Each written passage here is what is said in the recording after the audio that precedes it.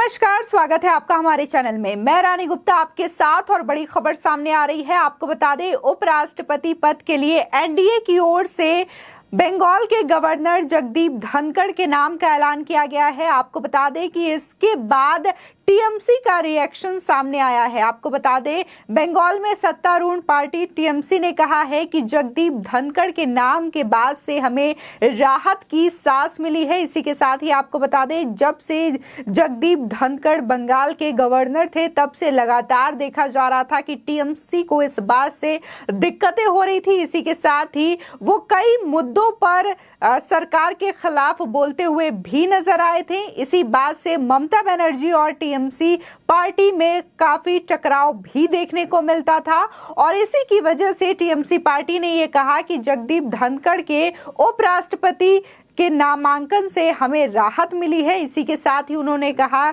जो उनके स्पीकर है उनका ये कहना है कि जगदीप धनखड़ जो है हमेशा यहाँ पर सरकार के लिए मुश्किलें पैदा करते थे और हमेशा ममता बनर्जी के खिलाफ बोलते हुए और उन्हें बदनाम करते हुए नजर आए हैं। इसी के साथ ही आपको बता दें, बड़ी खबर ये भी आ रही है कि आज जगदीप धनखड़ ने उपराष्ट्रपति पद के लिए अपना नामांकन दाखिल कर दिया है। इसी के साथ ही उनके साथ पीएम नरेंद्र मोदी, गृह मंत्री अमित शाह, जेपी नड्डा, राजनाथ सिंह समेत तमाम एनडीए के वरिष्ठ लोग मौजूद रहे और इसके हिसाब से जो एकता है वो देखने को मिली। और इसी के साथ ही जहां द्रौपदी मुर्मू के राष्ट्रपति पद के नामांकन के बाद तमाम विपक्षियों का समर्थन दिखाई दिया, तो ठीक इसी तरीके से उपराष्ट्रपति पद के लिए जब जगदीप धनखड़ के नाम का ऐलान एनडीए की ओर से किया गया, तो उनके समर्थन में भी तमाम विपक्षी पार्टी लगातार अपना समर्थन देते हुए नजर आ रही है। आपको बता दें कि जहां बीजेपी ने अपने नाम का ऐलान किया है कि वो अपना समर्थन उपराष्ट्रपति पद के लिए एनडीए के उम्मीदवार को देंगे, तो इसी के साथ ही आपको बता दें, वाईएसआर कांग्रेस ने भी अपना समर्थन जगदीप धनखड़ को देने का ऐलान किया है। इसी के साथ ही माना जा रहा है कि जहां द्रौपदी मुर्मू को विपक्ष की ओर से भारी समर्थन मिला था, तो ऐसा ही कुछ जगदीप धनखड़ को भी देखने को मिलेगा। इसी के साथ ही जहां जगदीप धनखड़ ने नामांकन के बाद उन्होंने प्रधानमंत्री नरेंद्र मोदी का शुक्रिया अदा किया और उन्होंने कहा कि उन्होंने सपने में भी नहीं सोचा था कि वो इस तरीके से भारत के उपराष्ट्रपति पद के लिए चयनित किए जाएंगे और उन्हें उम्मीदवार बनाया जाएगा। इसी के साथ ही कहा यह जा रहा है कि खुद बीजेपी के आंकड़े इतने मजबूत हैं कि उससे लगभग इनकी जीत तय मानी जा रही है, क्योंकि जहां बीजेपी के पास लोकसभा में 303 सीटें हैं, तो वहीं राज्यसभा की अगर बात करें तो राज्यसभा में टोटल 91 सीटें हैं। अगर उपराष्ट्रपति चुनाव के लिए जीत के आंकड़े की बात करें तो टोटल 394 वोटों की जरूरत है और इसी के साथ ही बीजेपी के पास वो मजबूत आंकड़ा है। इसी के साथ ही जिस तरीके से विपक्षी पार्टियों ने भी इस बात की घोषणा कर दी है कि वो अपना समर्थन देंगे जगदीप धनखड़ को, तो ऐसा माना जा रहा है कि उनके आंकड़े और भी ज्यादा मजबूत होंगे। आपको बता दें, भारत के उपराष्ट्रपति पद के चुनाव के लिए 6 अगस्त को वोटिंग है, जहां एनडीए की ओर से बंगाल के गवर्नर जगदीप धनखड़ को चुना गया है, उनके नाम का ऐलान किया गया है और उन्होंने आज नामांकन कर दिया है। तो इसी के साथ ही विपक्ष की ओर से साझा उम्मीदवार के तौर पर मार्गरेट आल्वा को चुना गया है, जो कि उत्तराखंड की पहली महिला राज्यपाल भी बनी थी और विपक्ष की ओर से इनके नाम का सुझाव दरअसल शरद पवार की ओर से किया गया था। तो हालांकि जिस तरीके से उम्मीद जताई जा रही है कि जहां द्रौपदी मुर्मू का जीतना तय है, तो उसी के साथ ही उपराष्ट्रपति चुनाव के लिए जगदीप धनखड़ का भी जीतना तय माना जा रहा है। आपको बता दें, शनिवार को ही पीएम नरेंद्र मोदी और गृह मंत्री अमित शाह से जगदीप धनखड़ ने मुलाकात की थी, जिसके बाद उनके नाम की घोषणा जेपी नड्डा ने की कि वो एनडीए की ओर से उपराष्ट्रपति पद के उम्मीदवार होंगे। आपको बता दें, उपराष्ट्रपति चुनाव के लिए नेशनल डेमोक्रेटिक अलायंस यानी कि एनडीए ने जगदीप धनखड़ को उम्मीदवार बनाया है। हालांकि बीजेपी ने इस फैसले पर पश्चिम बंगाल में सत्तारूढ़ तृणमूल कांग्रेस पार्टी ने खास प्रतिक्रिया दी है। आपको बता दें, टीएमसी ने एक और जहां राहत की सांस ली है, तो इसी के साथ ही यह भी कहा है कि जगदीप धनखड़ को बंगाल सरकार के लिए मुश्किल पैदा करने का ये इनाम मिला है। उनके खिलाफ विपक्ष ने मार्गरेट आल्वा को साझा उम्मीदवार के रूप में मैदान में उतारा है। आपको बता दें, टीएमसी ने जगदीप धनखड़ को मुख्यमंत्री ममता बनर्जी को बदनाम करने और इसी के साथ ही वरिष्ठ नेता और टीएमसी सांसद सौगत रॉय ने कहा कि जगदीप धनखड़ पश्चिम बंगाल प्रशासन के लिए मुश्किलें पैदा करने और परेशान करने वाले तत्व थे। धनखड़ का नामांकन बंगाल सरकार के जीवन को दुखद बनाने का इनाम है और हमें राहत है कि उपराष्ट्रपति के तौर पर उनका नामांकन हुआ है।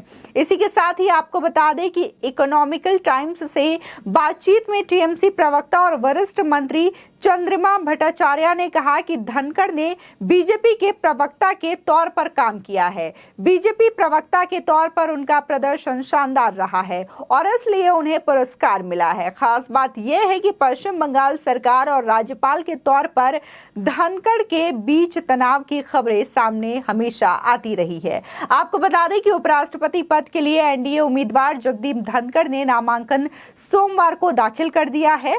इस मौके पर पीएम नरेंद्र मोदी, राजनाथ सिंह और बीजेपी के राष्ट्रीय अध्यक्ष जेपी नड्डा भी उनके साथ मौजूद थे। वहीं केंद्रीय मंत्री नितिन गडकरी समेत बीजेपी के कई और सीनियर नेता इस मौके पर नजर आए। यही नहीं, एनडीए की ओर से इस मौके पर एकता का भी इजहार किया गया। बता दें, नामांकन के मौके पर अपना दल के नेता अनुप्रिया पटेल और रिपब्लिकन पार्टी के नेता रामदास अठावले भी मौजूद रहे। इस तरह बीजेपी ने उपराष्ट्रपति के लिए धनखड़ के नामांकन के मौके पर शक्ति प्रदर्शन भी किया। दरअसल शनिवार को ही बीजेपी की ओर से जगदीप धनखड़ को उपराष्ट्रपति उम्मीदवार बनाने का ऐलान किया गया था। वो फिलहाल बंगाल के गवर्नर हैं और राजस्थान के झुंझुनू के रहने वाले हैं। और इस दौरान यानी कि नामांकन के बाद जगदीप धनखड़ ने कहा कि मेरा निरंतर प्रयास रहेगा कि प्रजातांत्रिक मूल्यों की बढ़ोतरी हो। मैंने सपने में भी नहीं सोचा था कि एक साधारण व्यक्ति को इस प्रकार का अवसर मिलेगा। साथ ही उन्होंने ये भी कहा कि मैं किसान के घर में पैदा हुआ, कक्षा 6 में पढ़ने के लिए 6 किलोमीटर पैदल गया, स्कॉलरशिप के जरिए आगे की पढ़ाई की और आज साधारण किसान का बेटा नामांकन दाखिल करके आया है। मैं पीएम का आभारी हूं कि उन्होंने मुझे ये अवसर दिया। वहीं आपको बता दें कि इसके साथ ही लगातार विपक्षी पार्टियों का भी समर्थन उनको मिल रहा है।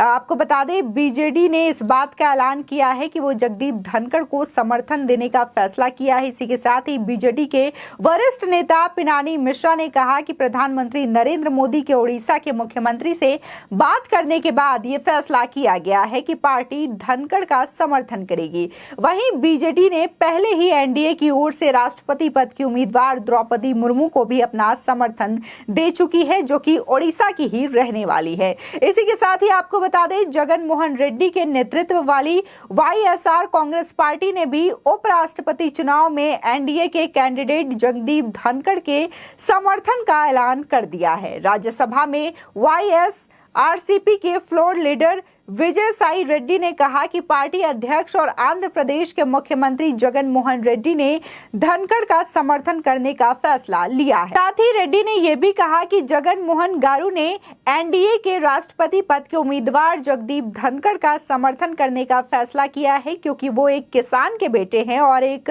पिछड़े समुदाय से आते हैं। धनखड़ जाति से जाट हैं, जिन्हें उनके गृह राज्य राजस्थान में ओबीसी में वर्गीकृत किया गया है। मौजूदा समय में आपको बता दें कि लोकसभा में बीजेपी के 303 सदस्य हैं, जबकि राज्यसभा में 91 हैं। राज्यसभा में इन 91 के अलावा 5 नामित सदस्य भी बीजेपी को वोट दे सकते हैं। इस तरीके से बीजेपी के पास मौजूदा समय में 394 वोट हो जाते हैं। इनमें से 5 नामित सदस्यों के वोट जोड़ दे तो ये आंकड़ा 399 हो जा रहा है। मतलब साफ है कि बीजेपी अपने उपराष्ट्रपति उम्मीदवार धनखड़ को खुद के बल पर आसानी से जीत दिलवा सकती है। अभी लोकसभा और राज्यसभा सांसदों की संख्या के हिसाब से वोटर्स की 2 संख्या निकलकर सामने आ रही है।